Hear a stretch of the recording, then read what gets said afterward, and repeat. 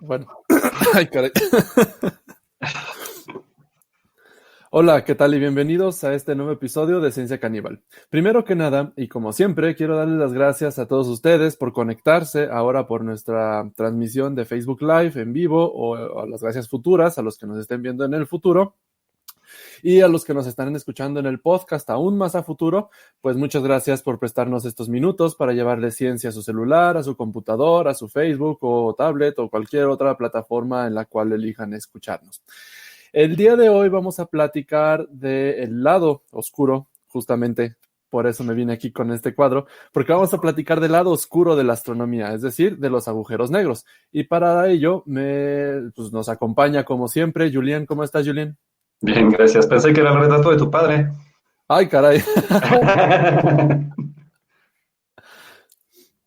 Que hablando de eso, Alexa tiene un interesante skill que le dices: Alexa, yo soy tu padre, y grita: ¡no!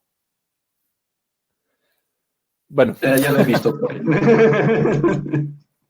en fin, entonces el día de hoy vamos a platicar de agujeros negros. La semana pasada, la quincena pasada, estábamos platicando justamente de la vida de las estrellas, cómo nacen, cómo se desarrollan y en qué terminan, y justamente terminamos con esto de agujeros negros.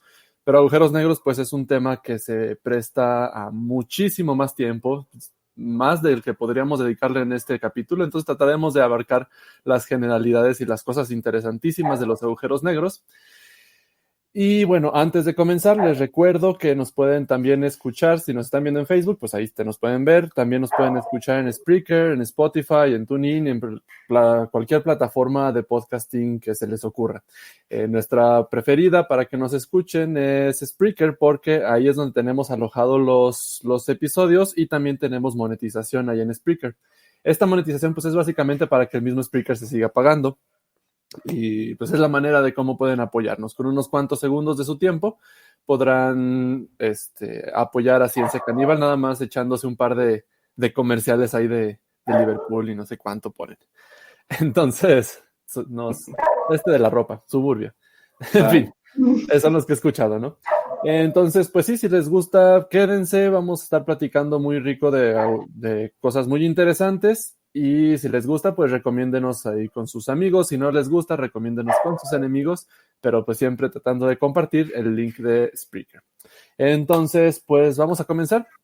Un poquito de contexto. Hablábamos la quincena pasada, de estrellas y cómo terminan su vida. Cuando las estrellas terminan su vida, es decir, terminan su combustible, porque habíamos dicho, bueno, una estrella, para llamarse estrella, es que está haciendo fusión de hidrógeno, bueno, fusión nuclear en general, hasta fierro, porque ya hablábamos allá que después de fierro ya no se puede. Y sucede que estrellas muy masivas, con mucha masa, su gravedad es tan fuerte que va a tratar de apretarlas. Mientras están haciendo la fusión nuclear no pasa nada, porque la misma presión de la energía que hay ahí dentro y la presión de los fotones que están siendo liberados la mantiene ahí en equilibrio hidroestático. Pero una vez que se termina esta fusión, pues ya no hay un mecanismo para que frene a esa gravedad tan grande que tienen esas estrellas muy masivas. Estamos hablando de cientos de veces la masa del Sol, originalmente. Se van a colapsar y van a terminar en un evento de supernova. Es decir, es tan fuerte el colapso que reenciende todos los materiales que tiene ahí dentro y vuelve a explotar, pero explota de una manera súper agresiva. Y lo que queda muchas veces o es una estrella de neutrones, o que ya platicábamos en el episodio pasado, o es algo más exótico, que son los agujeros negros. Si el resultado de lo que queda de esa explosión tiene suficiente masa, pues entonces pues el remanente se va a convertir en un agujero negro. Y bueno, ahí es donde nacen, perdón que me está ganando la risa. Compartí el evento ahí en Facebook y ahí les doy la incitación, ¿no? Están ahorita en vez de invitación, me están echando carreta y luego la incitación a hablar de agujeros negros. Ok. Bueno, Pero bueno, entonces igual dime, ¿sí, Julián? que, pues bueno, esos agujeros negros, pues también son de esas cosas que primero salen como resultados matemáticos ahí salidos de una solución de ecuación, antes de ya confirmarse como un hecho real del universo. Y de hecho, durante mucho tiempo fue pues una duda, ¿no? Si realmente existían esas cosas que predecía, en ese caso, bueno, Karl Schwarzschild, que fue uno de los primeros que aportó una solución a las ecuaciones de campo de Einstein, y una solución muy peculiar justamente porque pues en esa solución básicamente la distorsión del espacio-tiempo era tal que la luz no podía escapar. Y de ahí, bueno, casi 2 décadas después, John Wheeler llamó esas extrañas predicciones que salían de las ecuaciones de Schwarzschild agujeros negros. Ahora podemos debatir si realmente es un término que está muy ad hoc realmente a lo que es o no. En ciertos aspectos sí, en otros aspectos no tanto, o digamos, distorsiona un poquito la realidad. Pero bueno, así hoy en día los conocemos, ¿no? A final de cuentas, agujeros negros o hoyos negros. Sí, no, y la propuesta estaba desde hace mucho tiempo. Yo creo que podemos ir por ahí por la idea de un agujero negro. Nosotros, yo creo que es la explicación tradicional, para salir de la Tierra, por ejemplo, tenemos algo que se llama velocidad de escape. La velocidad de escape es así como lo dice su nombre, ¿no? Muchas veces bromeamos Julen y yo, ¿no? O sea, somos bien creativos para el nombre. La velocidad de escape es la velocidad a la cual tienes que ir para escapar de un objeto. Entonces, para la Tierra, tiene una velocidad de escape. Si tú vas a esa velocidad o mayor, pues logras ir suficientemente rápido para contrarrestar la gravedad de la Tierra. En objetos menos masivos, como la Luna, la velocidad de escape es menor. Por eso el módulo lunar podías despegar de la Luna sin tanta bronca, mientras que aquí nos cuestan unos buenos cohetes, ¿no? Unos grandes cohetes para poder escapar de la Tierra. Y, por ejemplo, del Sol, que es más masiva, pues la velocidad de escape es mayor. Entonces, incluso antes de que Einstein viniera con sus ecuaciones de la relatividad general que nos explican la gravedad, ya se tenía la idea, bueno, ¿y qué tal si hubiera una velocidad de escape, por ejemplo, mayor que el sonido? Bueno, no saldría sonido de ese objeto. Y más aún, una velocidad de escape mayor que la velocidad de la luz, pues entonces no podría salir la luz. Viene Einstein y nos dice, bueno, la luz es el límite de la velocidad del universo. Entonces, un objeto que su velocidad tan masivo, con tanta gravedad, o sea, con tanta masa, que su velocidad de escape sea mayor a la de la luz, pues nada puede escapar. Si la luz no puede, pues ninguna otra cosa podrá. Y eso finalmente es el concepto de un agujero negro. Ahora, depende de la masa, pero también de la distancia a cual estamos del centro de masa del objeto. En realidad es cuestión de densidad. Si tenemos un objeto pues, de cualquier masa, podemos calcular a qué tamaño tendríamos que comprimirlo para que se vuelva un agujero negro. Y bueno, aquí las comparaciones se vuelven bastante impresionantes. Si tomamos un objeto como la Tierra, que tiene una masa, redondeando un poquito, de 6 cuatrillones de kilos, son 6 seguido de 24 ceros, kilos, es muchísimo. Y vamos a tener que comprimir esa masa de 6 cuatrillones de kilos en una canica. Y si lo hacemos, ahí tendríamos la densidad suficiente para que tuviéramos un agujero negro, es decir, la velocidad de escape en la superficie de esa canica extremadamente densísima ya superaría la velocidad de la luz, entonces la luz no podría escapar de ahí.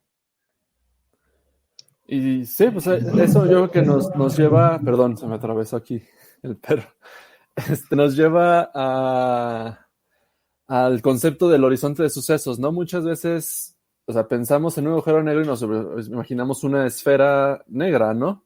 O sea, finalmente un agujero negro no es que sea negro por default, sino que no emite radiación, o al menos no desde adentro. Y lo que vemos generalmente en las películas, esto que veíamos en Interstellar y todo eso, igual que ya nos cayó muy bien en astrofísica interestelar para agarrarlo de ejemplo. eh, lo que vemos ahí es lo que llamamos el horizonte de sucesos. Como dices, Julián, mientras más lejos estés del objeto, la velocidad de escape es menor. Es decir, no es lo mismo escapar de la Tierra desde la superficie terrestre que escapar de la Tierra desde alguna órbita baja y aún menos, más fácil desde alguna órbita más alta, ¿no? Así. Entonces, sí, la velocidad de escape de estos objetos dentro puede ser mayor que la velocidad de la luz. No hay ningún problema en eso. Vamos cada vez más lejos de estos objetos y la velocidad de escape es cada vez menor, hasta que llegamos a un punto en el que la velocidad de escape es igual a la de la luz o menor, y entonces a partir de ahí ya podemos considerar que es como fuera del horizonte de sucesos, porque ahí ya puede salir por lo menos la luz, pero ya puede escaparse, ¿no? Puede que un rayo de luz vaya acercándose, pasa tangencialmente, se desvía un poco, pero no va a terminar de caerse. ¿Por qué? Porque ya está más lejos y la velocidad de escape es menor y la luz ya puede viajar libremente, ¿no? Lo cual pues nos da una de las tristes consecuencias de lo que es un agujero negro. Es que es eso, la luz no se puede escapar y desgraciadamente la luz hasta hace pocos años era casi el exclusivo mensajero de información del universo.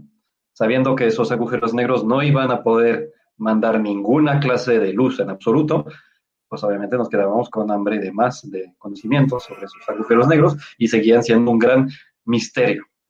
Pero, desafortunadamente, eso cambió hace unos cuantos años, ¿no? Sí, que fue que en los 70 es cuando se confirmó. Bueno, sí, me refería Ah, la foto. a que eso a fin de cuentas sí fue con luz, pero luz no del agujero negro, sino de algún vecino. Entonces, igual para contar esa parte histórica, sí, por ahí de los años 70, me parece que 73 o 74, se descubrió una fuente de rayos X, la primera fuente de rayos X descubierta en la constelación del Cisne, y por lo tanto los astrónomos la llamaron Cygnus X1. Bueno, les digo que para los nombres, bueno. Y para que algo emita rayos X, pues necesita liberar muchísima energía. Ya viendo con otras longitudes de onda, se dieron cuenta que era una estrella azul muy luminosa, muy grande, pero que estaba básicamente, parecía que estaba dando vuelta alrededor de algo que no se veía. Y obviamente pues eso llamó la atención de los científicos porque dijeron, ¿cómo es que esa estrella está dando vuelta alrededor de algo que no se ve de ninguna manera? Pues obviamente despertó la sospecha de que fuera un agujero negro. Efectivamente, bueno, incluso con eso hasta podemos saber qué masa tiene ese agujero negro. Y entonces, pues básicamente, de esa manera efectivamente aparecieron las primeras sospechas. Era difícil aún así, de poder confirmarlo, porque pues les digo, no se ve, no emite ninguna clase de luz. Entonces, pues bueno, ya de hecho tenemos una primera pregunta interesante de Tom Rafael, porque la radiación de Hawking sí puede escapar del agujero negro. Es una muy buena pregunta. Yo creo que esa la responderemos, Rafael, te vamos a dejar en suspenso ya cuando nos acerquemos. Un poquito más de contexto primero. Así es, yo creo que eso bien. Sí lo resolvemos, Rafa, pero espéranos un ratillo porque si no sería dar un brinco muy grande en las ideas, ¿no? Pues sí, efectivamente, y de hecho, pues Hawking estaba en esos tiempos, o sea, también haciendo sus trabajos en cosas que todavía no estaban confirmadas, ¿no? Con ¿cómo se llama? El del premio Nobel, ondas gravitacionales. Kip Thorne. Kip Thorne también estaban en esos tiempos, como al filo del cañón, ¿no? Y hicieron, de hecho, una apuesta divertida sobre eso, ¿no? Cuando descubrieron Cygnus X1, que era un maravilloso candidato a que se pudiera confirmar efectivamente la existencia de agujeros negros, hicieron una apuesta y, aunque no lo crean, y a pesar de que dedicó básicamente su vida, Hawking, al estudio de los agujeros negros, él apostó que que no había agujeros negros. Y entonces, pues, parece raro, ¿no? ¿Cómo pasa eso? Pues básicamente él dijo, bueno, después en uno de sus libros esclarece que lo hizo como una especie de seguro, ¿no? Si perdía la apuesta, pues se confirmaba el trabajo de su vida, lo cual era maravilloso. Si ganaba la apuesta, pues al menos se ganaba justamente la apuesta, pero básicamente significaba que todo su trabajo académico pues era para tirar a la basura porque no existen los agujeros negros.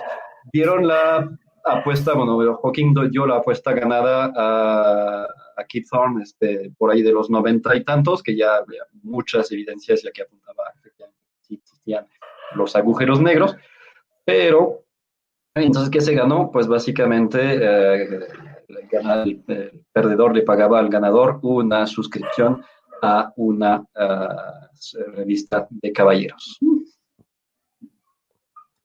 ¿Ok? Pues, También los científicos son seres humanos, ¿verdad? Entonces, digo, era también para poner alguna cosa en juego, ¿no? Más que nada, pero afortunadamente, bueno, sí se confirmaron efectivamente que existen los agujeros negros y hoy pues da cada vez menos duda, si acaso queda alguna, de que realmente existen. ah, perfecto. Sí, Entonces, pues, bueno, sí, adelante, Julen.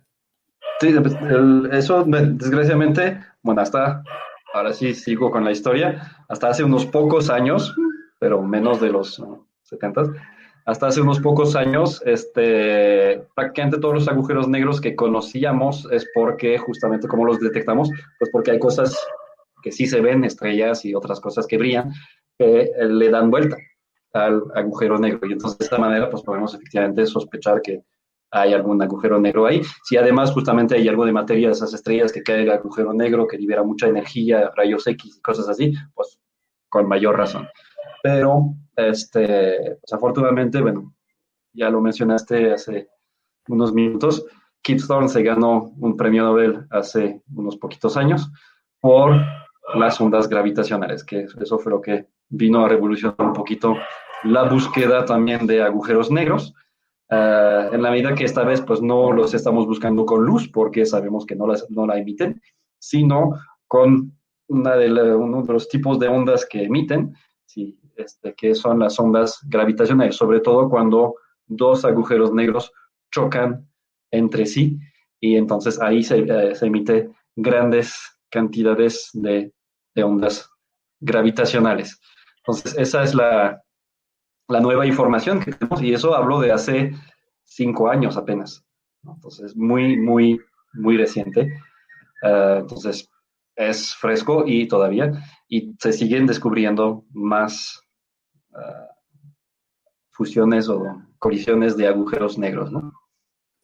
Sí, no, y de hecho hablábamos, creo que referimos mucho a ese episodio justamente sobre ondas gravitacionales. Digo, ahorita vamos a hablar un poquito más porque pues salió hace una semana y media una noticia de LIGO y Virgo. Vamos a platicar un poquito de eso y platicaremos sobre estas ondas gravitacionales. Pero sí, efectivamente, en ese episodio del especial con Miguel Alcubierre platicamos ya bastante a fondo de las ondas gravitacionales, ¿no? Y entonces, damos una disculpa, ¿no? Mis perros muy inquietos, entonces se escucha mucho y hay niños fuera jugando y en fin. Yo también acá tengo vecinos también algo ruidosos.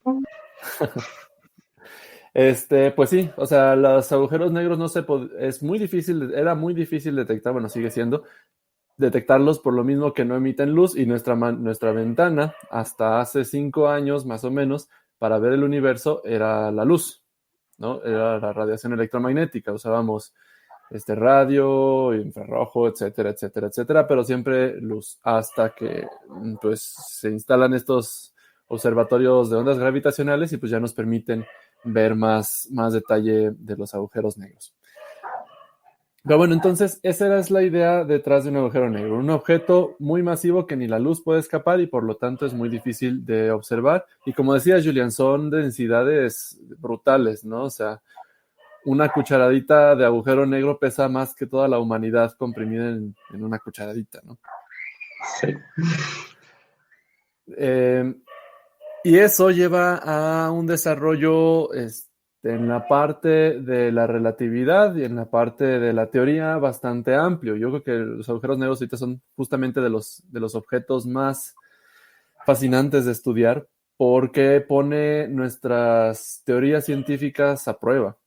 O sea, una vez que tenemos la relatividad general, porque la gravedad de Newton no daba para hacer un agujero, para poder imaginarse un agujero negro, llega la relatividad general y, como dices justamente Karl Schwarzschild, él resuelve las ecuaciones de Einstein, porque las ecuaciones de Einstein no es una solución, sino es como un problema y tú le encuentras solución dependiendo de la situación que quieras modelar, ¿no? Eso es más o menos, por ejemplo, el teorema de Pitágoras, ¿no? El teorema de Pitágoras es un modelo que después tú le pones los numeritos y puedes calcular la distancia entre dos puntos.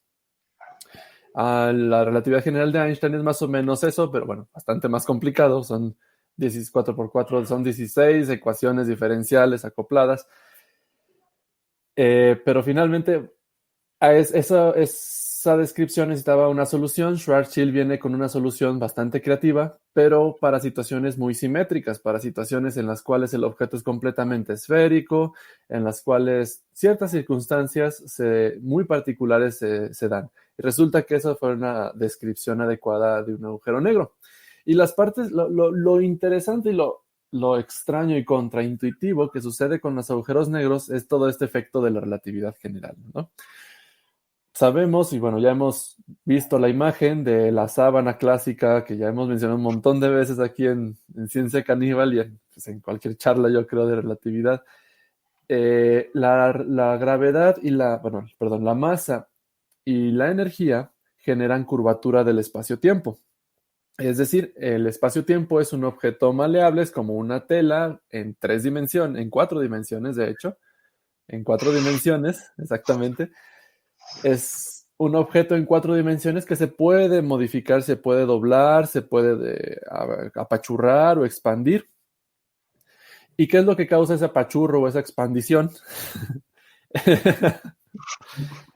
Es justamente la materia o la energía. Y la energía. Entonces, resulta ser una herramienta súper útil para describir objetos con masa y para describir cómo va a ser su gravedad. Pues resulta que nosotros aquí, por ejemplo, que estoy sentado en el sillón, la Tierra no me está jalando hacia ella. Resulta que el espacio y tiempo se está curveando sobre mí y me están empujando hacia abajo, ¿no? Entonces, pues es la concepción ahora que tenemos de la gravedad, ¿no? No es una fuerza que nos jale, sino es una deformación del espacio-tiempo que nos provoca venirnos y tratar de ir, o sea, que nuestro cuerpo quiera ir hacia el centro de la Tierra. Entonces, llevado al extremo, ¿qué es lo que pasa? Aquí, por ejemplo, en la Tierra, los efectos de gravitación, aunque son bastante notorios para nosotros, nos caemos, nos duele bastante, no son tan fuertes. Sí hay unas pequeñas, o sea, esta curvatura del espacio-tiempo sí la podemos medir aquí dentro de la Tierra comparado con un lugar en el que no haya masa, y entonces no hay curvatura. El tiempo también va a pasar de manera diferente. Aquí en la Tierra el tiempo pasa que es más lento que allá afuera, es decir, 0.9 segundos allá afuera es un segundo aquí adentro. Más o menos. Muy exagerado, porque ya una décima de segundo es un desfase enorme en realidad. Sí, bueno, es una Sí, general, ¿no? La idea ahí está.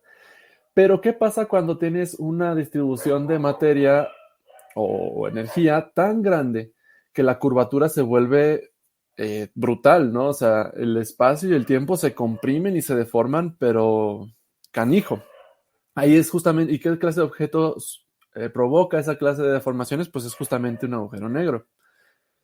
hablábamos de este horizonte de sucesos, ¿no? Vemos la esfera, o bueno, no la vemos, pero sabemos que está ahí la esfera del agujero negro, pero en verdad el agujero negro es una semillita que está ahí adentro. O sea, todo este espacio y tiempo se deforman y se van como para esa semillita. Esa semillita todavía no sabemos qué es y ahorita platicaremos de la singularidad, pero vamos paso a paso. ¿Qué pasaría, Julian, si nos quedemos en un agujero negro? Ay, pues se ha escrito libros sobre eso, ¿no? Neil deGrasse Tyson tiene un libro con un título muy peculiar sobre eso, de muerte por agujero negro.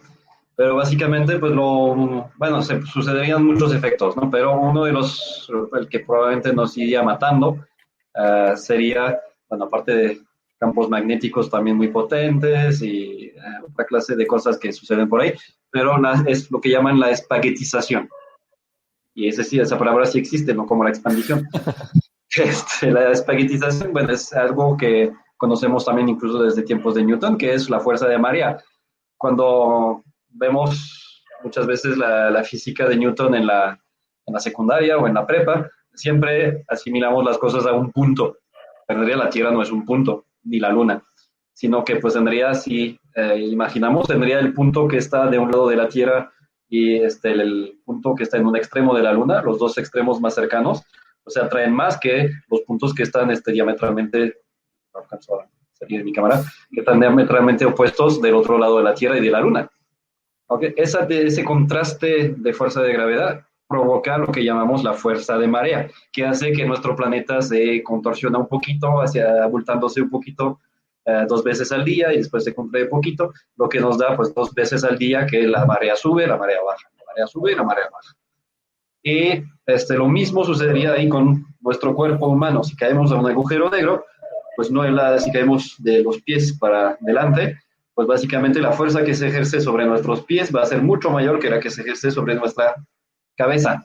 Eso va a crear un contraste de fuerzas, una fuerza de marea sobre nuestro cuerpo que nos va a estirar, estirar, estirar, hasta que obviamente pues las fuerzas que unen nuestros miembros y las distintas partes de nuestro cuerpo pues sean superadas por ese contraste y entonces nos vamos a destrozar, bueno, pero ya básicamente estaremos alargados como, vamos a terminar cayendo como un espagueti, básicamente un hilito de partículas bien finito que se van a ir a caer sobre el agujero negro. Entonces así terminaría nuestra triste caída.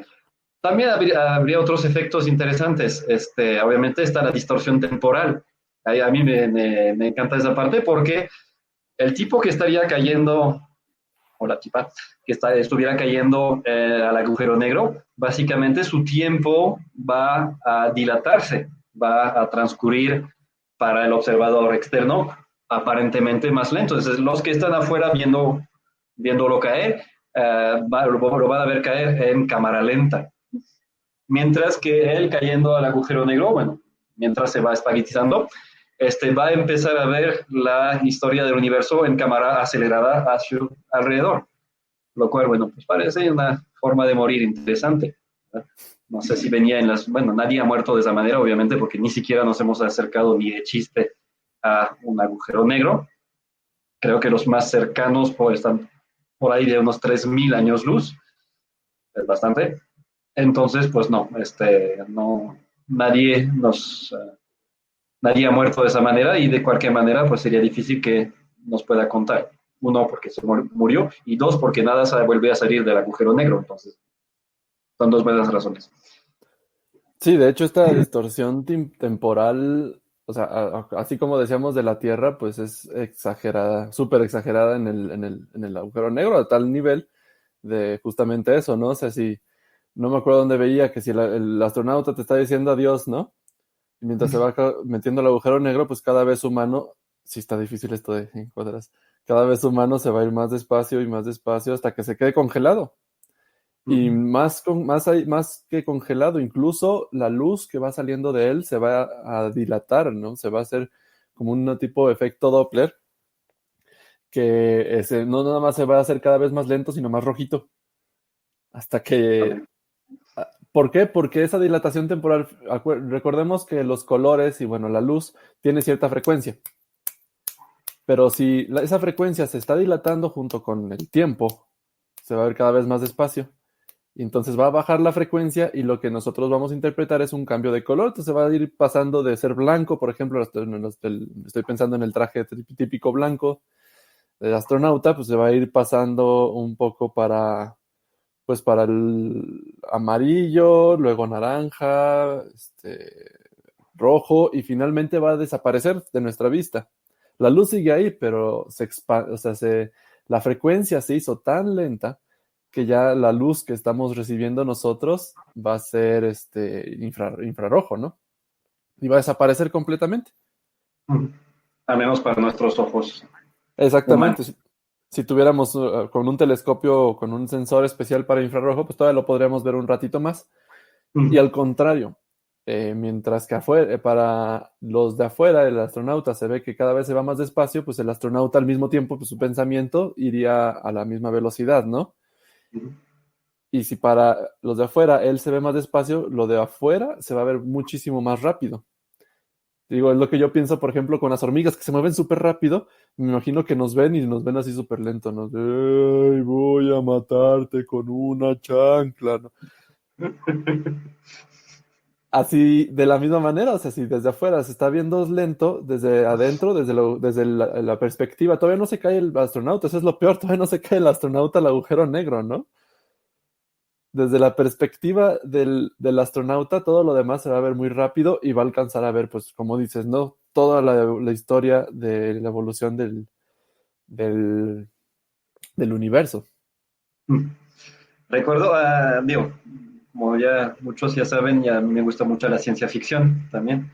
Y había, por ejemplo, por ahí hace ya un par de décadas quizás, un episodio de Stargate SG-1, yo era fan, cuando era joven, donde justamente van con esa puerta de las estrellas, llegan a un planeta que está siendo desgarrado por un agujero negro.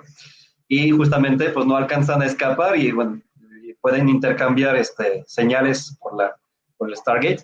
Y entonces en la Tierra ven básicamente los astronautas que tratan, bueno, los viajeros que tratan de regresar, de correr hacia el Stargate para regresar a la Tierra, pero van cada vez más lento hasta que quedan completamente congelados. Y también se muestra la otra perspectiva. Ellos están tratando de acercarse al Stargate y demás, pero justamente las transmisiones que reciben de la Tierra son súper acelerado y entonces no entienden nada de lo que dicen, básicamente. De hecho, en la Tierra se dan cuenta que son ellos porque les mandan su código para poder pasar, para saber que son ellos, pero llega súper distorsionado, completamente lento, y entonces tienen que acelerarlo para decir, sí, no, sí son ellos. Y ya después ven la cámara y ven que están ahí congelados y no alcanzan a llegar al Stargate, ¿no? Antes de ser completamente desgarrado por el agujero negro. Pues era un poco exagerado y espectacular, obviamente, para los fines de la serie, pero era, o sea, basado básicamente en fenómenos que realmente sucederían cerca de un agujero negro, básicamente. Sí, creo que tenemos que hacer una aclaración. No sé si me equivoqué y dije el inicio del universo. No, ve el final. El final del universo. O sea, porque allá afuera, como dices, Julian, Sí, sí, no. Hacia atrás, ¿no? hacia atrás no. O sea, ven cómo se desenvuelve el universo, cómo explota el sol en este caso, o lo que sea que tengan allá al lado, cómo se enfrían, cómo se crean agujeros negros y hasta que lleguemos hasta el Big Rip o lo que sea que vaya a suceder. Pero de Ahí nuevo, hace un par de episodios hablamos mucho del tiempo y justamente hablamos de mucho de por qué no podríamos regresar probablemente en el tiempo. Hacia adelante, sí, hacia atrás, probablemente no. sí, y ahorita voy a agarrar de ese punto, Julian, porque tengo una cuestión que comenté hace como un mes y no resolví, lo prometí que lo iba a resolver en los episodios de agujeros negros, entonces vamos a hablar de eso también, de viajes en el tiempo. Pero sí, o sea, mientras va cayendo el agujero negro, entonces el tiempo se dilata y pasa todo este efecto tan extraño. Pero recordemos que el agujero negro, o sea, el astronauta cuando va entrando, pues alcanza a ver como una mancha negra, ¿no? O sea, no ven la mancha negra, pero ve una ausencia de estrellas de fondo, ¿no? Pero conforme se va adentrando al agujero negro, lo que va a hacer es que esta mancha negra lo va a empezar a rodear. Y lo va a empezar a rodear hasta que toda la luz del universo se confirma en un solo punto. ¿Por qué? Porque hagan de cuenta, imagínense que tienen el agujero negro en sus pies, a sus pies, ¿no? No en sus pies, pero sus pies apuntan hacia el agujero negro. Entonces, tú puedes ahorita ver luz que viene de tus costados, de arriba, de enfrente. Bueno, si tuviéramos ojos en la nuca, podrías ver luz que viene de atrás y que luz que viene de abajo. Pero conforme te acercas al agujero negro, ahora imaginemos lo que es la superficie de la Tierra, ya no ves la luz que viene de allá abajo, porque ahí está el agujero negro y luz no puede salir de ahí.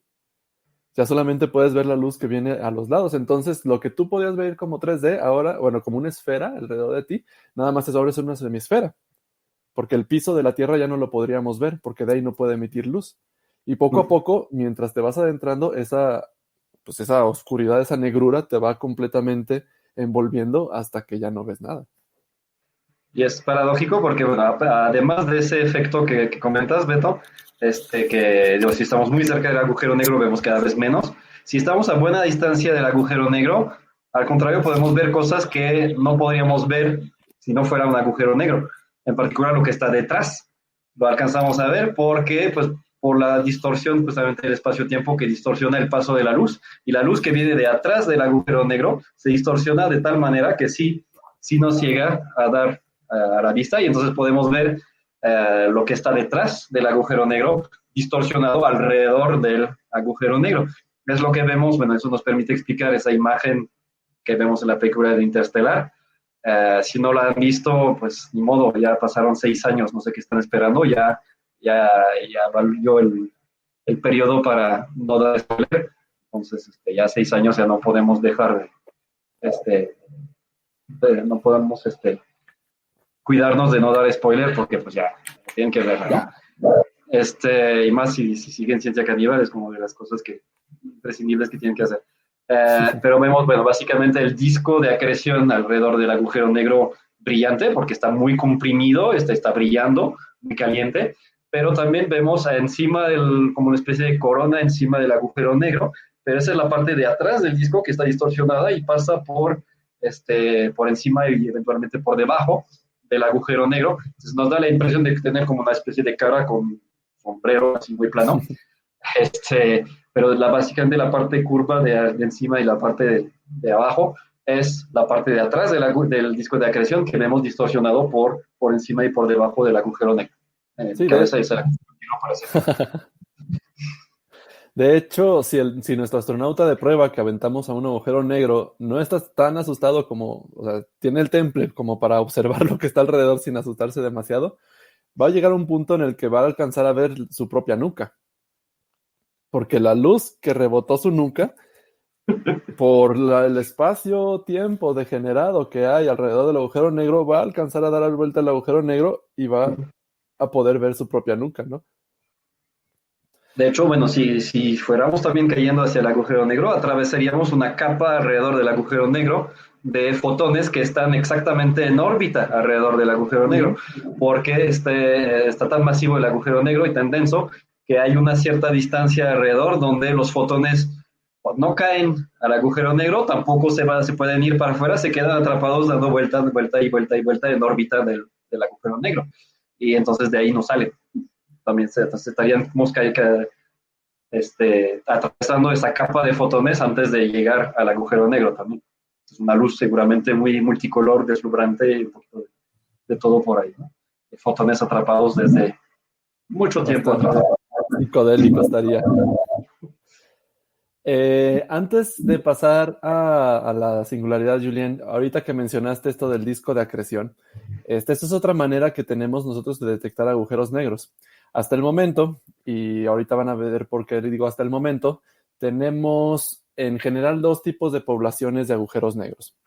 Tenemos agujeros negros estelares, que son estos que se forman cuando la estrella se le acabó su combustible, y tenemos agujeros negros supermasivos, que son los que se encuentran dentro de las galaxias, en el núcleo de la galaxia. Nuestra propia galaxia, la Vía Láctea, tiene su propio agujero negro supermasivo, y en Sagitario a estrella, ¿no? Si no mal no me falla después de años de escucharlo. Entonces, existen estas dos poblaciones de agujeros negros. Una de la forma para detectar agujeros negros, como dice Julian, es a través de de alguna estrella que pasa alrededor de ese agujero negro, como lo hicimos con Sagitario A estrella. Finalmente la detectamos de esa manera. Pero, por ejemplo, en otras galaxias no podemos ver las estrellas individuales, a menos de que sea supernova. Vayan al otro episodio. Lo que podemos observar son unos chorros de energía. Resulta que este agujero negro está acretando materia, significa se la está comiendo, la está acelerando y cada vez así como un excusado, ¿no? Está haciendo como un vórtice, está metiendo esa materia y al momento esta materia de acelerarse alrededor del agujero negro va a irradiar. Finalmente, cuando aceleras partículas, estas irradian, mandan radiación electromagnética. Lo mismo pasa con las antenas de radio, nuestro celular o el Wi-Fi o todo ello.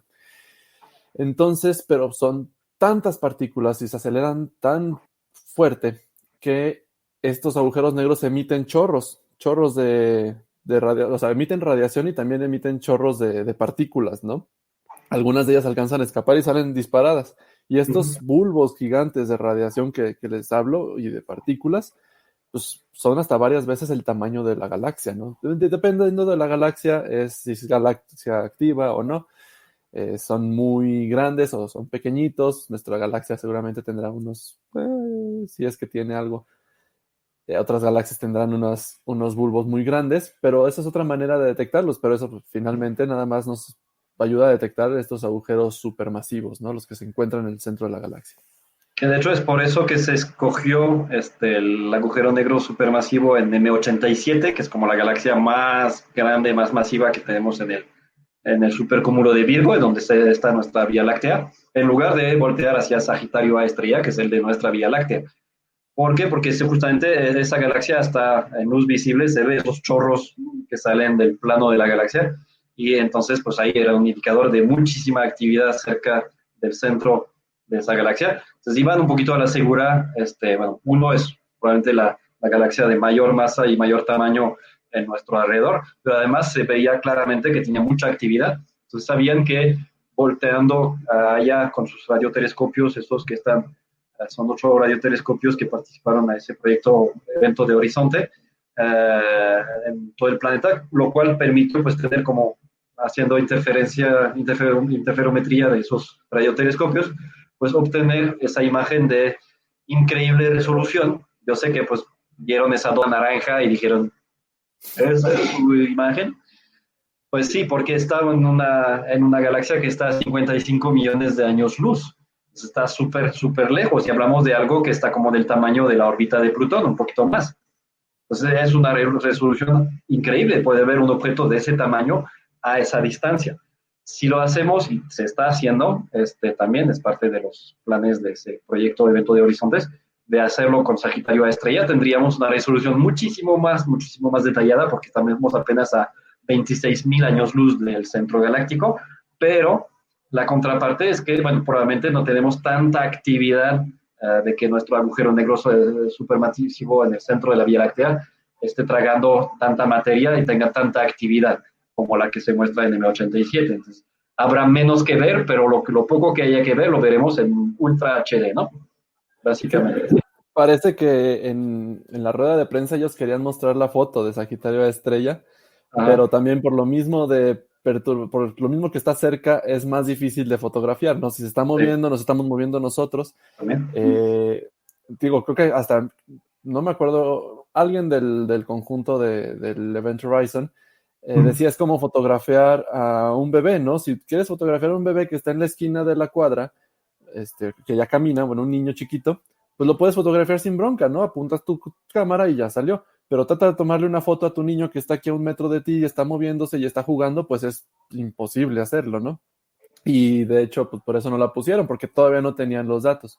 Y gracias a esta técnica de interferometría, como decía Julián, tenemos un montón de telescopios. Lo que hicieron es que todos esos telescopios en un momento, ¡pum!, todos a tomar foto de ahí. Al mismo tiempo, y están repartidos en la superficie de la Tierra, y por medio de esta técnica es como si tuviéramos un telescopio del tamaño de la Tierra.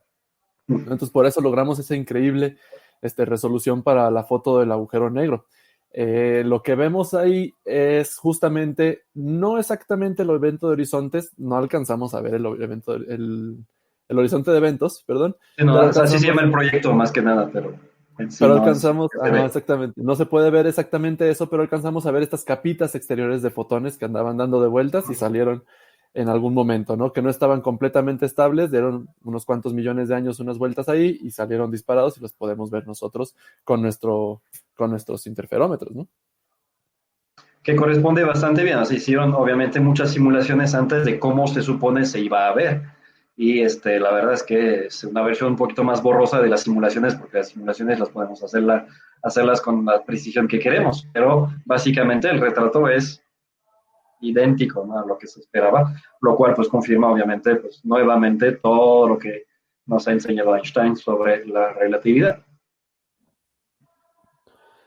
Y bueno, pues vamos a pasar ahora con la noticia de LIGO Uh-huh. y Virgo. Bueno, ya platicamos hace poquito, bueno, hace unos minutos, sobre este consorcio que se dedica a medir justamente estas perturbaciones del espacio-tiempo. Cuando un agujero negro o un objeto, finalmente un objeto con masa, se mueve, pues va dejando como su rastro. Es como si tenemos una pelota y la arrastramos en el agua, pues va dejando unas onditas de por donde estuvo pasando. Así también pasa con la gravedad. La gravedad podemos imaginarlo como agua, ¿no? O sea, o en el espacio-tiempo, perdón, lo podemos imaginar como agua. Y cuando algo se mueve a través del espacio-tiempo, pues va dejando marca de que por ahí pasó. Para medir estas perturbaciones necesitamos, como decíamos, objetos muy, muy, muy masivos. ¿Por qué? Porque la gravedad es una de las fuerzas, es la fuerza más débil que tenemos. Entonces necesitamos perturbaciones de a tiro poderosísimas para poder alcanzar a medir esos efectos. Que de hecho es una buena noticia que no sean tan intensas esas ondas gravitacionales como para que las pudiéramos detectar hasta nosotros sintiéndolas, ¿no? Porque significa que estarían tan intensas que hasta podrían resquebrajar el propio planeta, ¿no? Entonces, en ellas son vibraciones extremadamente completamente fuera de la percepción humana, e incluso más bien se tiene que usar algunos de los instrumentos más sensibles que existen en el planeta para detectarlas. Bueno, de Sí, hecho, tan así, uh-huh. ¿qué tanto puede detectar, ¿no? Cuando nos atraviesan esas ondas gravitacionales, pues básicamente el espacio-tiempo, la propia estructura, el tejido de ese espacio-tiempo tiembla, entonces las distancias vibran un poquito y básicamente lo que usamos es un interferómetro de Michelson gigante, que es básicamente mandar unas de luz láser que separamos en dos partes, se rebotan en dos espejos y cuando regresa normalmente si no sufrió ningún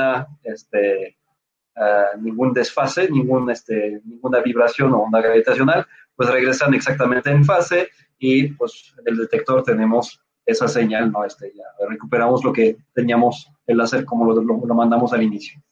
Pero si al contrario hubo pequeños desfases, que la distancia se acortó de un lado más que del otro, pues la señal, los dos láseres no se recombinan en fase y entonces tenemos una señal diferente. Eso es lo que nos permite saber que hubo ahí ondas gravitacionales atravesándonos.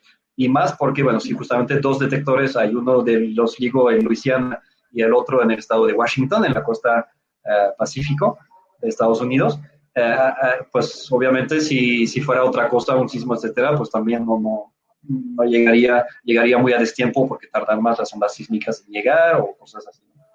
Pero de esa manera sí podemos comprobar que son.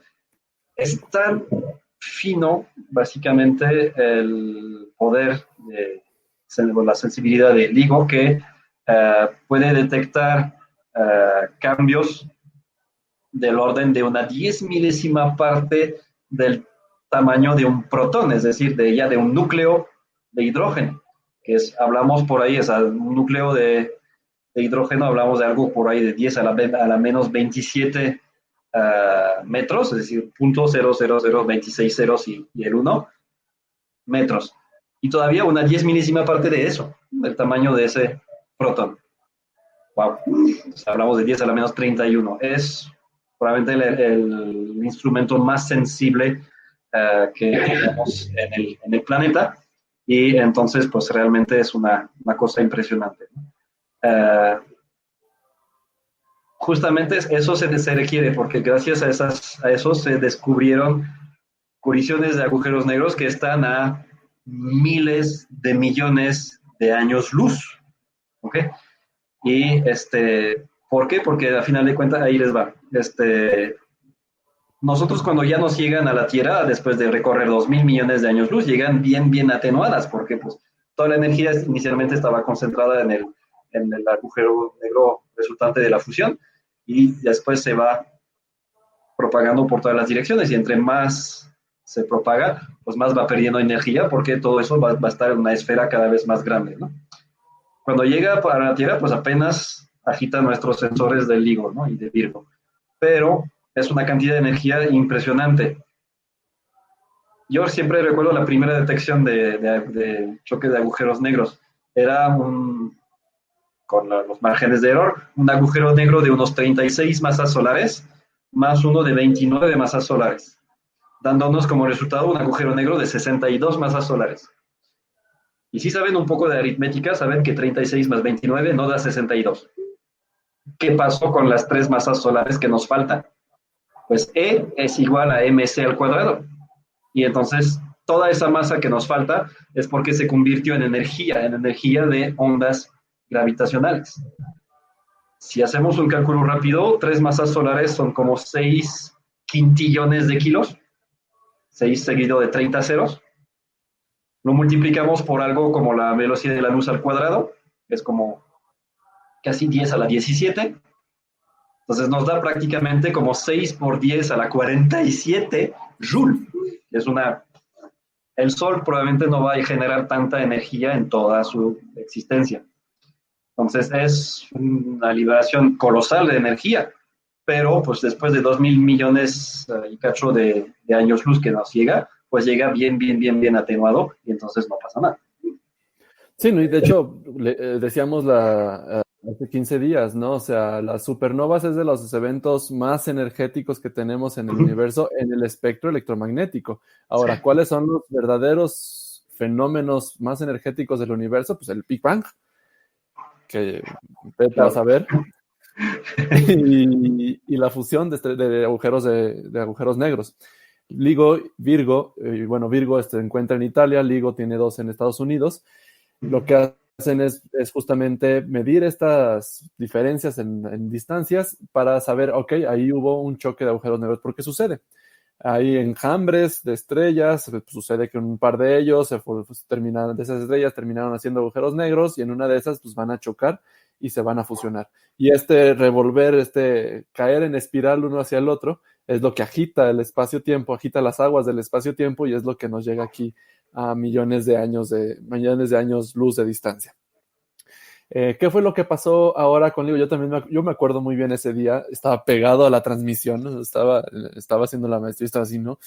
Y ya hasta me pongo chinito de acordarme que dice, normalmente dan todo un contexto y luego dan al final cierran con, ok, y sí lo encontramos.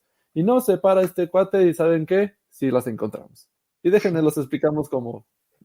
Pero bueno, fue un boom, ¿no? O sea, nos abrió un montón de información nueva, una ventana nueva para observar el universo. ¿Y qué fue lo que pasó recientemente? Pues LIGO y Virgo publicaron unos resultados de un evento que sucedió a principios del año pasado, del 2019, de una fusión de estrellas. Y la nota de prensa, bueno, encuentran una fusión, perdón, de agujeros negros, una fusión de agujeros negros que no deberían de existir. Y bueno, ¿por qué no deberían de existir? Ya les platicaba que tenemos 2 poblaciones de agujeros negros conocidas. Tenemos agujeros negros supermasivos y estelares. Los estelares van desde 1 a 2 masas solares, los más chiquititos que podríamos formar. Ya una vez hecha no te creas 2, no 3 masas solares, porque es el límite de Chandrasekhar, ¿no? 3 masas solares o más, hasta más o menos nuestros modelos nos dicen que tendríamos que tener unas 30 masas solares, 50 masas solares, muy extraño, y nada más. Y las de los agujeros negros galácticos tienen millones de masas solares. Entonces ahí hay un gap, hay un espacio muy grande que nuestros hay modelos... un eslabón perdido. Un eslabón perdido, bueno, muchos, un montón, ¿no? Pues ¿cuántos órdenes de magnitud tienen? Nuestros modelos físicos no nos no pueden predecir o no predicen que existan estas clases de agujeros negros de masa intermedia. ¿A qué me refiero con masa intermedia? Bueno, entre 60 y unos cuantos cientos de masas solares. Entonces, a eso se referían cuando dicen pues, que no deberían de existir. Bueno, o sea, es que sí existen, ¿no? O sea, nuestros modelos predecían que eso es muy raro. O una de dos, o vimos algo muy raro que nuestra naturaleza científica es no, vimos algo común, normalmente, bajo condiciones normales.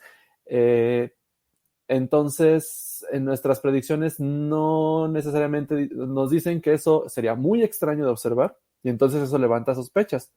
No quiere decir que tengamos que reescribir todos los libros de física que hay, sino que existe algún mecanismo que todavía no somos conscientes porque no esperábamos ese resultado, ¿no? Eso es como, bueno, no se me ocurre ahorita un ejemplo, pero no esperábamos ese resultado y no teníamos un mecanismo para explicar eso. Ahora que los encontramos o que los detectamos, pues ahora sí necesitamos un mecanismo. Eso se refería a esa nota, ¿no? De hecho, pues desde la primera detección ya levantaba sospechas, ¿no? Ya eran agujeros negros sospechosamente grandes. De hecho, LIGO no pensaba encontrar estas colisiones de agujeros negros porque no tiene la sensibilidad para los agujeros negros que esperábamos, que eran de 10, 20 masas solares. Esperaba encontrar colisiones de estrellas de neutrones y cosas así. Ahora resulta que sí existen esos agujeros negros que no contemplábamos y ya llevamos un montón de eventos, ¿no? Ahora, ¿por qué es revuelo? Porque estos son los agujeros negros de mayor masa que se ha detectado con el LIGO. Creo que andan por ahí de los 80, 60 y tantos y 80 y tantos. Todavía 60 masas solares dices, ok, está dentro de nuestros modelos, pero 80 ya es muy extraño que suceda. Y aún más extraño que choquen esos dos, ¿no? ¿Qué Que quiere nos va a decir? dar algo como de 140, ¿no? Como de 140, exactamente. ¿Qué quiere decir eso? Bueno, una explicación que tenemos es, ok, había un cúmulo de estrellas, o sea, una población muy densa de estrellas, algunas de ellas se fusionaron y terminaron siendo agujeros negros, y luego esas otra vez se volvieron a fusionar y fue lo que observamos ahorita. Entonces, puede ser una explicación. No necesariamente va a cambiar toda la física, pero pues es lo que nos hace llevar los modelos más allá, ¿no? A contemplar lo que no habíamos, lo que no habíamos contemplado. Ya.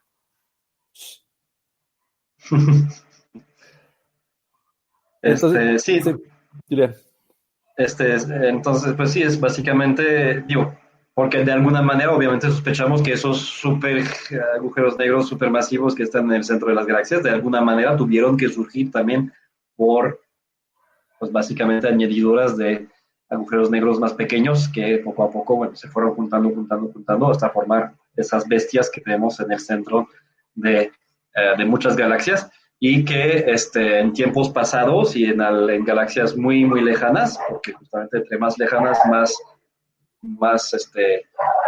jóvenes las vemos, entre comillas, porque vemos más en el pasado, pues están esos cuasares que son de los objetos más brillantes que tenemos, que podemos ver en el universo ya bastante temprano, porque pues justamente su agujero negro supermasivo está tragando cantidades bestiales de materia y eso hace que brillen enormemente, permitiéndonos verlos a enormes, enormes distancias. Hay cuasares de hasta a 13 mil millones de años luz de distancia, lo cual empieza a perder sentido porque en realidad significa que lo vemos como estaba hace 13 mil millones de años en el pasado, pero pues seguramente en ese pasado estaba mucho más cerca de donde estaba nuestra Vía Láctea en aquel tiempo, y también pues hoy en día está seguramente muchísimo más lejos que esos 13 mil millones de años luz, y ya no lo podemos ver su luz presente, o no, nunca llegará su luz presente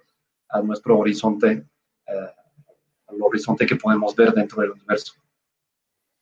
Sí, no, yo creo que sí, sí me escucho. Tuve que mutear por el perro que estaba ladrando. Pues es esta pelea que tenemos siempre con la prensa sensacionalista, ¿no? O sea, sí se descubrió algo bien interesante, el más masivo hasta ahora, pero no significa que que es algo nuevo, sino, o sea, sí es algo nuevo relativamente, hace 5 años, pero no es algo que vaya a revolucionar en estos momentos. Lo va a hacer, sí, en unos cuantos años, en unos 10 años ya vamos a tener suficiente información, suficientes eventos de estos para poder emitir juicios un poco más acertados, ¿no? Pero finalmente pues, es un descubrimiento sensacional y de hecho Hostantier platicaba con un compañero profesor, invitado justo es con el episodio de la música, pero pues es que la proeza de LIGO es tremenda, ¿no? O sea, una sensibilidad como que es de aquí al sol, detectar el grosor de un cabello humano, más o menos esa sensibilidad estamos manejando, pues es terrible, ¿no? Terrible de genial. Creo que me traduje del inglés, ¿no? Pero bueno, ¿quieres añadir algo de esto de LIGO y ondas gravitacionales, Julián? Iba a decir, sí, bueno, nada más recordar que justamente, o sea, todavía tenemos una muestra muy pequeña de esos eventos, es difícil hacer, son conjeturas lo que tenemos realmente sobre lo que es común o no común en el universo. Puede ser que hayamos descubierto, por suerte, digo, hasta ahorita creo que todavía no llegamos a tener, todavía los podemos contar con los dedos de las manos, las detecciones de ondas gravitacionales, entonces, pues son muy, muy pocas. No podemos hacer mucho más, no es una muestra respetable estadísticamente como para decir, esto es común en el universo, eso no es tan común, pero empieza poco a poco a construirse ese panorama que nos dice, bueno, pues al parecer esos agujeros negros de masa intermedia, no tan pequeños como pensábamos que iban a estar, un poquito más grandes de lo que imaginábamos, pues parece que son algo comunes, hemos detectado ya varios de esos y eso nos sorprende un poquito, pero es muy difícil realmente sacar ya estadísticas ya sobre, extrapolar esas estadísticas sobre el universo porque estamos muy lejos de poder hacerlo. Sí, me imagino, por ejemplo, los colonos de América que vieron un quetzal, ¡ay, qué raro está esto! Y luego se dan cuenta que era algo bien común, ¿no? Pero como no habían visto el Nuevo Mundo, pues no lo conocíamos. Igual nosotros abrimos una ventana para observar el universo que no habíamos abierto, pues claro que nos va a sorprender todo lo que encontremos ahí, ¿no? Pues sí, ahora tenemos que esperar resultados. Viene también LISA. Bueno, viene dentro de mucho tiempo, pero ya se planea que es como el LIGO, como el detector, pero ya en el espacio, en los puntos de Lagrange. ¿Sí lo dije bien? Sí. En los puntos de Lagrange, que son zonas de alrededor de nuestra Tierra, en los cuales van a estar estos detectores y van a poder detectar con mayor sensibilidad estas vibraciones del espacio-tiempo. Lo que va a pasar con LISA es que va a detectar a lo mejor eventos menos energéticos y al mismo tiempo va a poder detectar estos inicios de colisión de agujeros negros. Porque cuando están empezando apenas a cortejarse, los agujeros negros emiten ondas gravitacionales, pero no los puede detectar LIGO. LISA los va a empezar a detectar y con a lo mejor días de antelación va a decir, ¿saben qué? Ahí viene un evento.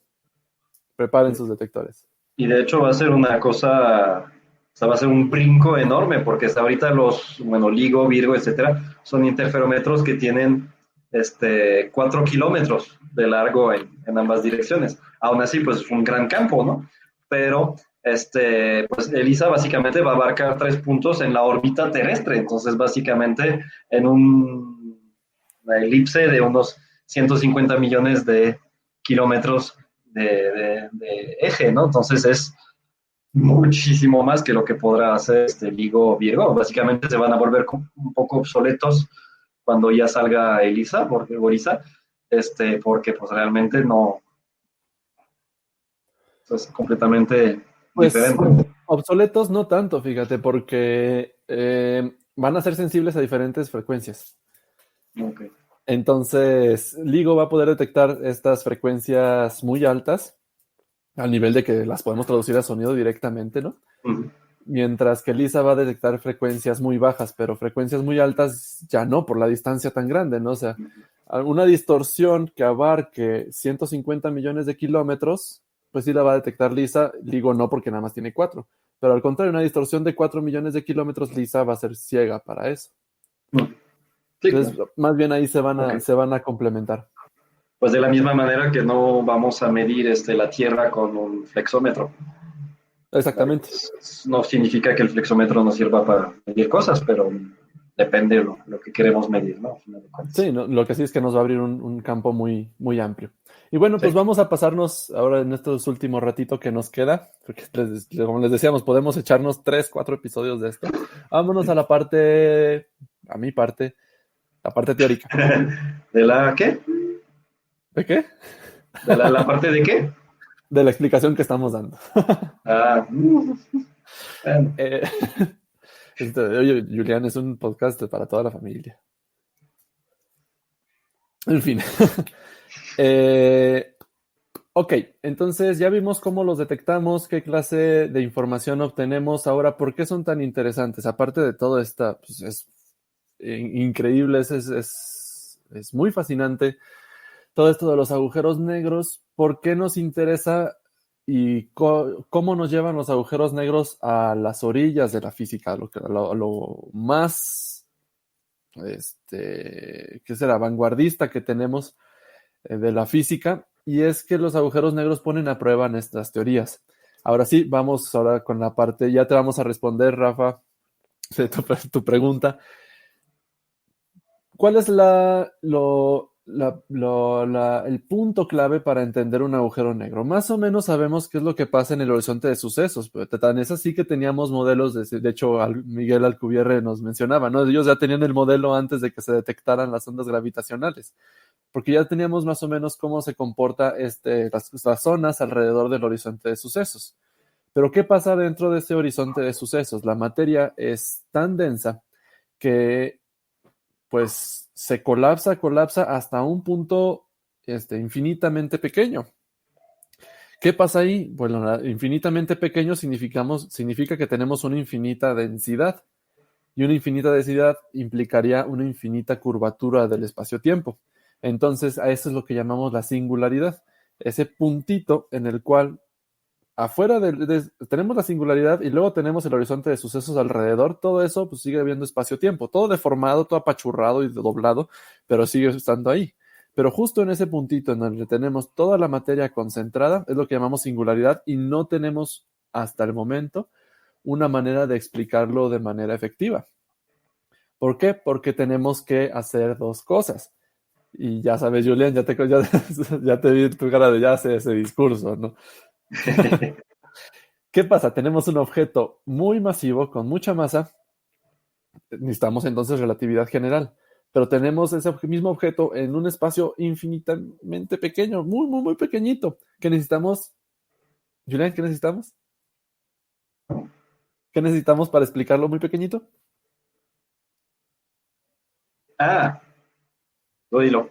Esta palabra. La cuántica. Entonces necesitamos cuántica y gravedad funcionando al mismo tiempo. Y eso es lo que llamamos la teoría del todo, la que pueda juntar la cuántica, que básicamente junta todas las teorías de las fuerzas eléctrica, fuerza nuclear fuerte, fuerza nuclear débil.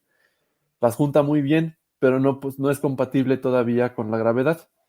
¿Cómo sabemos que debe de ser compatible? Porque no hay una razón, fuera de agujeros negros y Big Bang, no hay una razón por la cual tuvieran que ser compatibles. Pero ¿por qué sabemos que tendrían que ser compatibles? Porque existen los agujeros negros. Porque existen los agujeros negros, entonces hay un objeto que tiene mucha masa y al mismo tiempo es cuántico. Necesitamos una gravedad cuántica. Y ahí es donde entra, bueno, todas estas ideas, porque finalmente no sabemos qué es, entonces nos da lugar a poder inventar un montón de cosas que nuestras ecuaciones de la relatividad general nos permiten, dentro de también lo que permite la cuántica. Y ahí hacemos un juego de todo esto bueno, qué permite la cuántica, qué permite la gravedad, y finalmente, pues estos agujeros negros se convierten en un laboratorio. Lo que podemos observar de los agujeros negros, pues nos van dando indicios de para dónde nos tenemos que ir. Como decíamos ahorita, ya tenemos que reformar los modelos que nos decían que no debería haber agujeros negros de 80 masas solares. Y así poco a poco vamos aventajando. Entonces, por eso nos interesan tanto los agujeros negros. De hecho, parte de en lo que estuve trabajando fue agujeros negros y sus ondas gravitacionales, ¿no? Desde la parte muy matemática, ¿no? Yo no me fui al LIGO. Me hubiera gustado que me mandaran, pero bueno. Entonces, los agujeros negros entonces se vuelven bien interesantes. ¿qué propuestas tenemos o qué ideas tenemos de qué puede estar allá dentro de un agujero negro? Bueno, existen un sinfín. Unas de ellas son, por ejemplo, el puente Einstein-Rosen, ¿no? Que creo que platicamos hace unos cuantos episodios, ¿no? Del puente Unos cuantos, Einstein-Rosen. pero sí. Eh, los agujeros de gusano, finalmente. Tenemos una curvatura tan intensa que se vuelve infinita. Pero ¿qué tal si esa curvatura sale por otro lado y forma como una dona, ¿no? Como el agujero de una dona. Tú caes al agujero negro, pero sales por otro lado del agujero negro, ¿no? En lo que puede ser Bueno, no sé, tampoco sabemos qué tan larga es la dona, a lo mejor es más como un chocorrol. Bueno, Entras por un lado del chocorrol y sales del otro lado. bueno, sí. Sí, es más largo. Sí, pues ahí tenemos un montón de conjeturas. Finalmente, las ecuaciones de Einstein nos permiten hacer estas doblados del espacio-tiempo tan intensos que podemos hacer como y volverlo a sacar. Y bueno, ahí ya justamente estaba leyendo y hoy coincidió un artículo de Juan Maldacena. Bueno, un artículo, pero para Scientific American. Juan Maldacena es un físico teórico argentino que él fue el que propuso esto. ¿Qué tal si la gravedad y la cuántica se pueden relacionar y están relacionadas con cosas que no conocíamos de ambos lados? No conocemos qué está en el horizonte de sucesos, perdón, no conocemos qué hay en la singularidad del agujero negro y tampoco conocemos lo que llamamos el entrelazamiento cuántico. Resulta que partículas, ya platicamos de hecho recientemente, partículas que aparentemente están separadas, que son independientes, si una cambia, la otra responde inmediatamente. No se tiene que esperar a que la luz viaje y el mensaje llegue a la otra, sino que cambian inmediatamente. De hecho, Einstein estaba muy peleado con ese concepto, ¿no? Le llamó spooky action at a distance, ¿no? Acción que será misteriosa a la distancia, Sí, asustona, espeluznante. espeluznante, ándale. Acción espeluznante a la distancia. Son conceptos que aún no podemos explicar a su totalidad, pero llega este señor y dice, ok, ¿qué tal si es eso mismo? ¿Se pueden comunicar tan rápido? No porque estén conectadas espiritualmente una con la otra, sino que si hay un espacio entre una partícula y la otra, ¿qué tal si hay un agujero de gusano entre ellas dos? Que es un atajo, finalmente es un atajo para llegar de una a la otra. Y en realidad están interconectadas, pero desde nuestro punto de vista de seres humanos macroscópicos, pensamos que la única distancia que está entre estas dos partículas es la que vemos aquí en el espacio. Y entonces, ¿qué estaría pasando por ese agujero, bueno, supuestamente de gusano? Suponiendo que ese físico argentino está en lo correcto. Lo único que pasaría de un lado a otro es información, entonces. Ujú. Sí, podría pasar información, bueno, perturbaciones cuánticas. Ahí ya tocaste un punto en el cual mi límite de conocimiento ya hasta ahí llegó. Me quiero meter ahí, esa es mi área que quiero seguirle por allá. Gusta picar esas costillas. Pero sí, efectivamente, y es lo que dicen en la película de Thor, ¿no? Un puente Einstein-Rosen, bueno, no es nada más que un agujero de gusano, es un atajo en el espacio-tiempo y parece ser que por allá va. Juan Maldacén es señor respetado en la física de partículas, sin teoría de cuerdas y un montón de cosas. Y pues son esos misterios que todavía tenemos de los agujeros negros los que nos incitan tanto, ¿no? Ahora, de hecho, lo curioso es que justamente cuando estudiamos los agujeros negros con interferómetros de ondas gravitacionales, con telescopios, con cosas para ver lo grande, pero estudiamos las singularidades con cosas para ver lo pequeño, ¿no?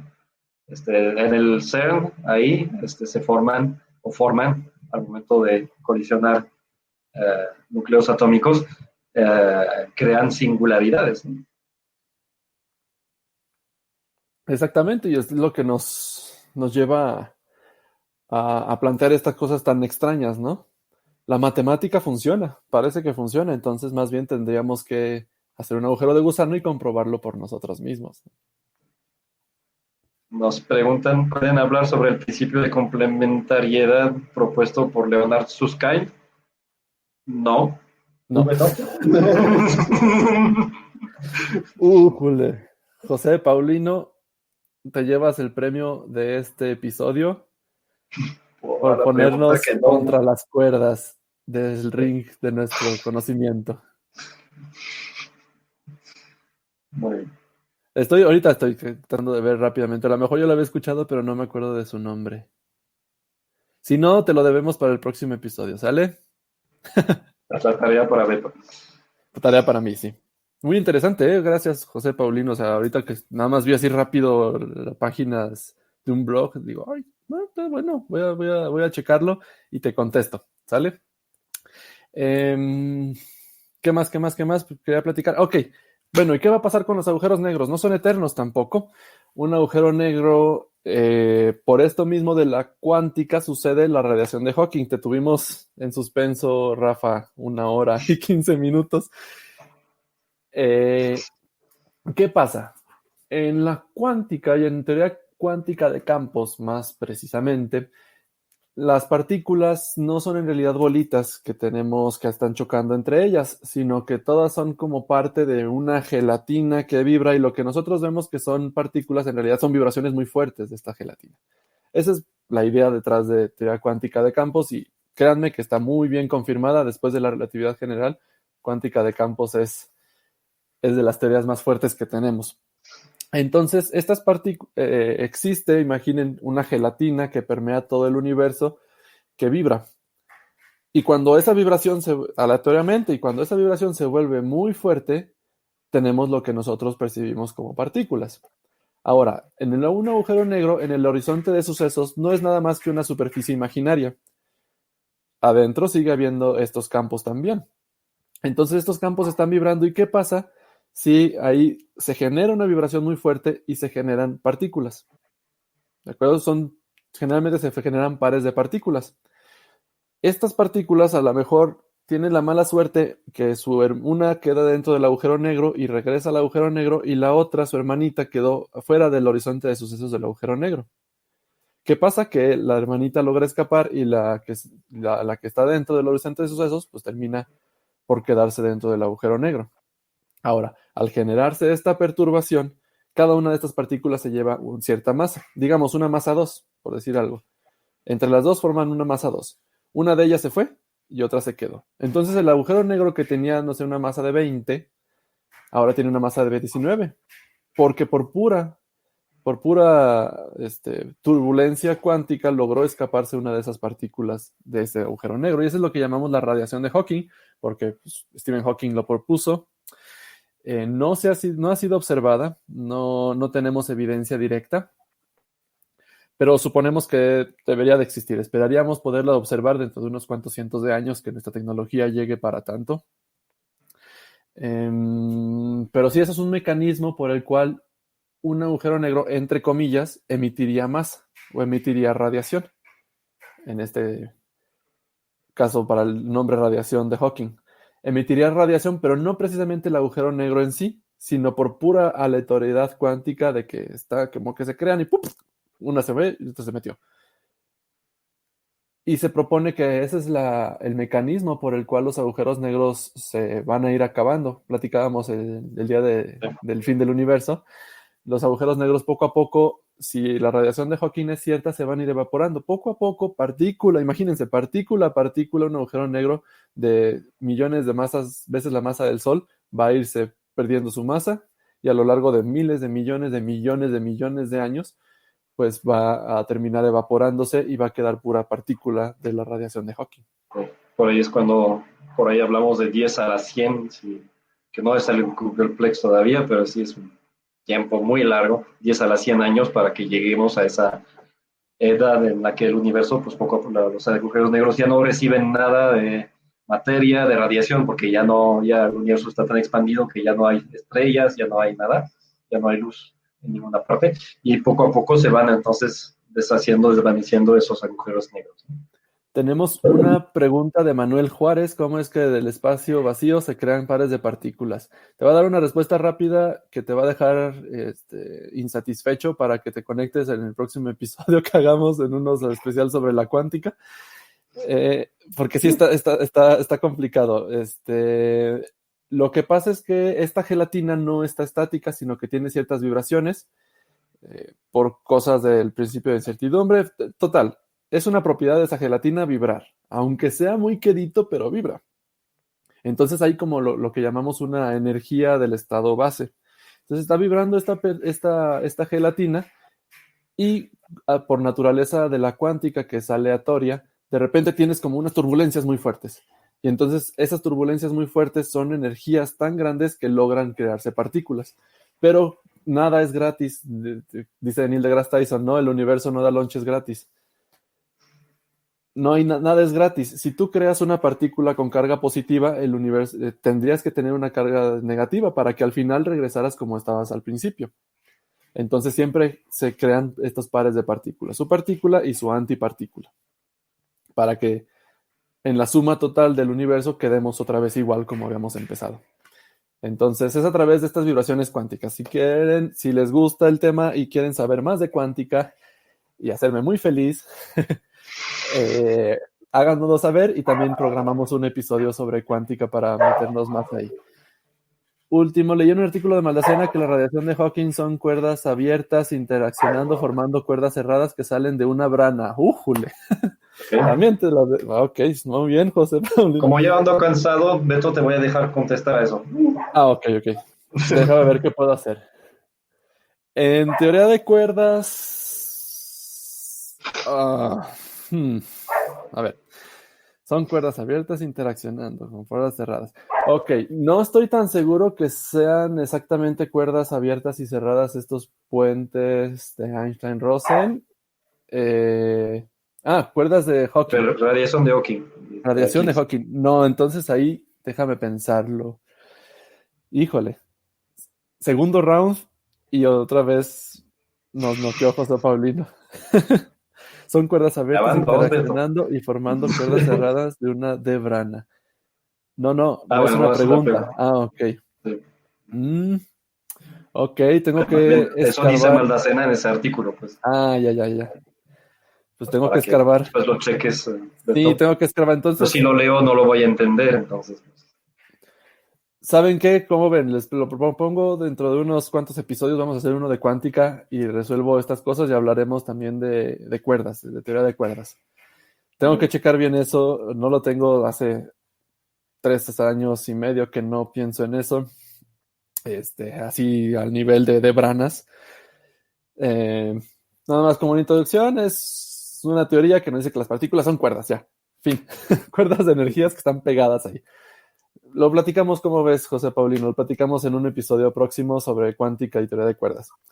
Porque pues ya tenemos que terminar. Julián, ya estás cansado.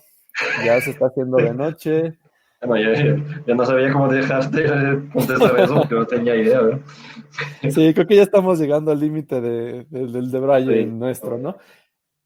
La duda que había surgido ya nada más para cerrar, hace unos episodios que les dije es que no, dentro de un agujero negro el espacio se convierte en tiempo y el tiempo en espacio, o sea, dobla tanto el espacio-tiempo que el tiempo se vuelve espacio y el espacio-tiempo. No significa nada más que no hay escapatoria. Y de hecho, miren, para que no crean que les miento, ya tenía aquí a la mano, uy, no se ve, el libro de justamente José Maldacena en su artículo, y lo leí hoy y dije, esto lo voy a meter en el programa. Dice, de hecho, el interior es de verdad el futuro comparado con el exterior. Entonces, a ver, no. Es que estoy traduciendo del inglés. El interior es el futuro del Sí, de hecho, el interior del agujero negro está en el futuro, comparado con el exterior. Okay. Así que el astronauta que se cayó al agujero negro no puede escapar. ¿Por qué? Porque no puede viajar en el tiempo, al pasado. ¿Qué quiere decir? Que su futuro ya está constreñido completamente a que es ahí en el agujero negro. Y no hay otra escapatoria, porque no puede viajar en el tiempo. Entonces, a eso me refería yo cuando digo que el espacio y tiempo se mezclan, ¿no? Uh-huh. Cualquier lugar al cual tú te muevas, no hay manera de que te escapes a la singularidad. Entonces, matemáticamente eso se ve que el espacio, una coordenada de espacio se va a comportar como una de tiempo, porque a donde tú te muevas, ahí está el futuro. Pero no te va a permitir desplazarte en el sentido que te permitiría regresar en el tiempo. ¿Cómo?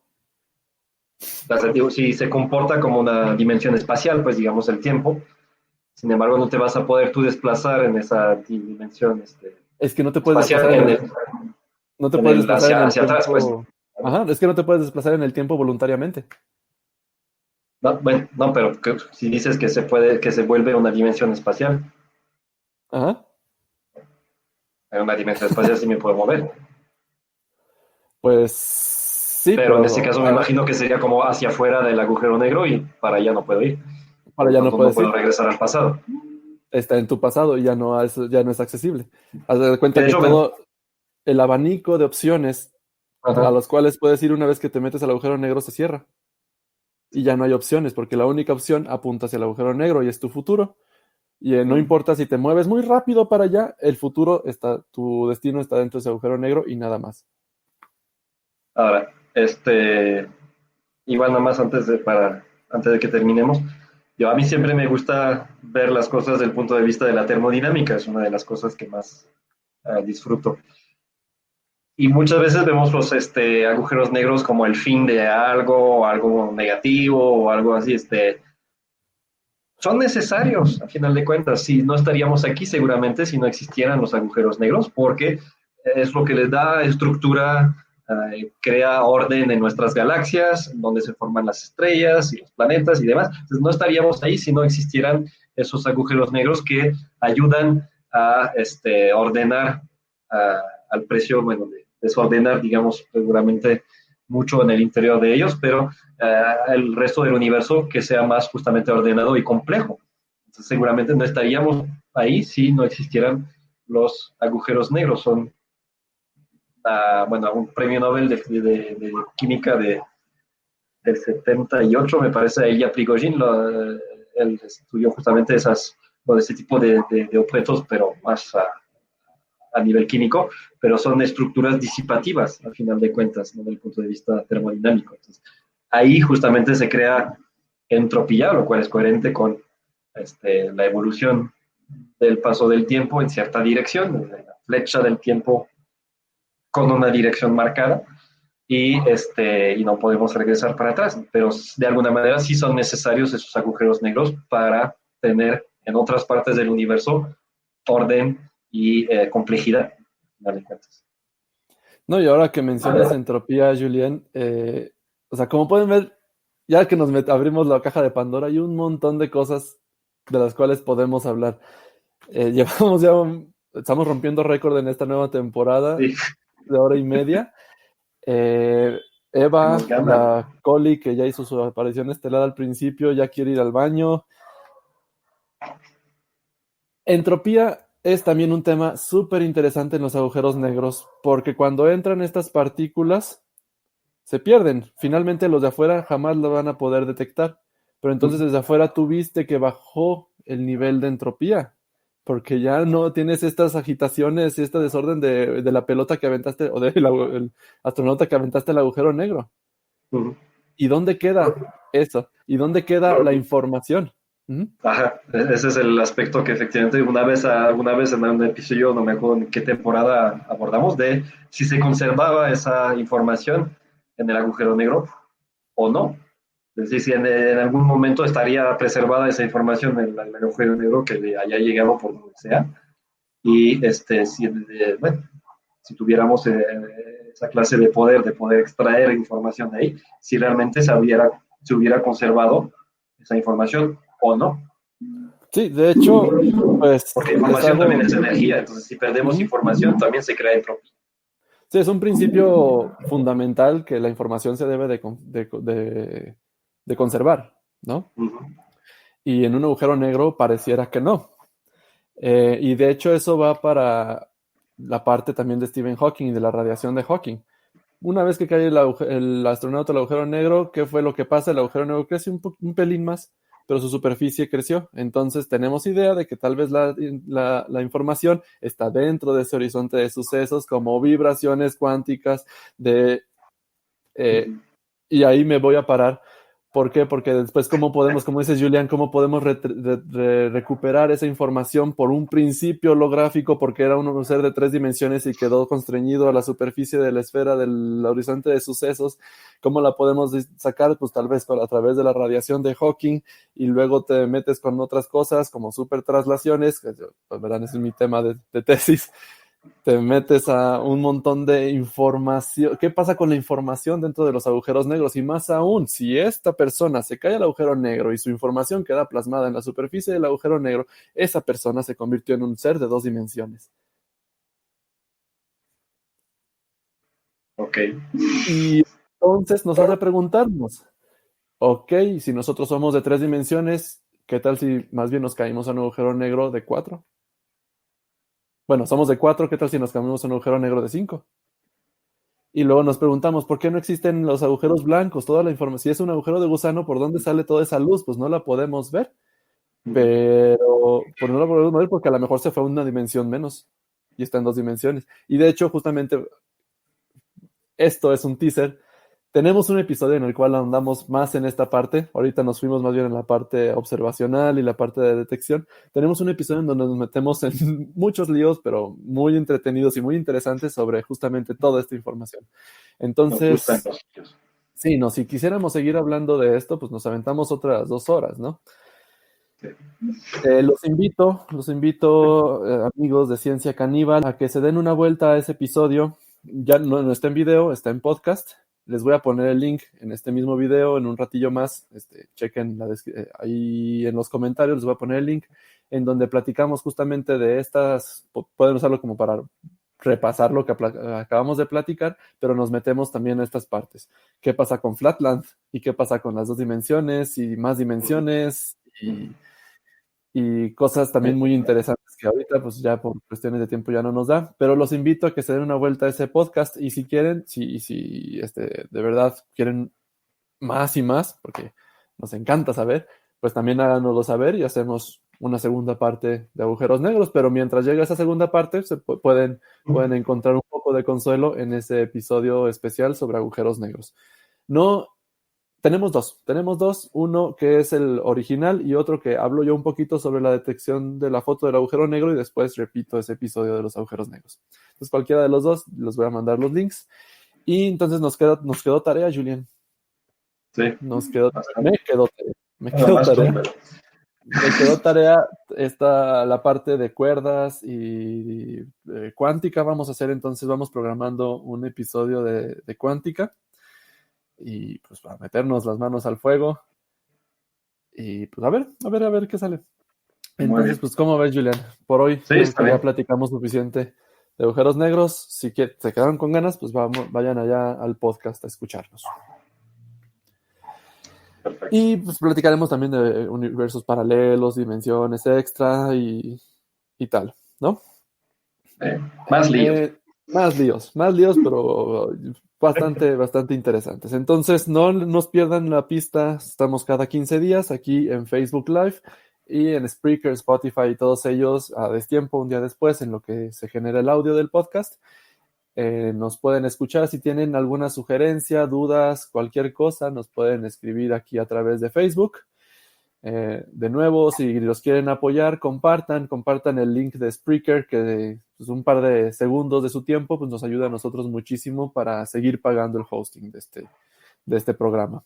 Si les gustó, ya saben, a sus amigos. Si no les gustó, también a sus amigos y a sus enemigos. A todos, a la abuelita, al tío, a todos, mándenle el podcast. Y pues muchísimas gracias por acompañarnos, Julián. Muchas gracias por esta hora y media fascinante de agujeros negros. Nos quedamos con la tarea del episodio de cuántica. Sí, pues gracias por participar, justamente a los que hicieron comentarios, preguntas. Pues eso también nos alenta a seguir. Hoy nos faltaron los Zurich. Sí, bueno, pues igual, es difícil estar siempre presente, pero pues la verdad es que sí son seguidores asiduos del podcast. Bueno, pues José Paulino, me quedo en deuda contigo, te debo un episodio sobre todo eso, vamos a prepararlo y pues nos vemos a todos, muchísimas gracias y pues aquí estaremos. Hasta luego. Bye.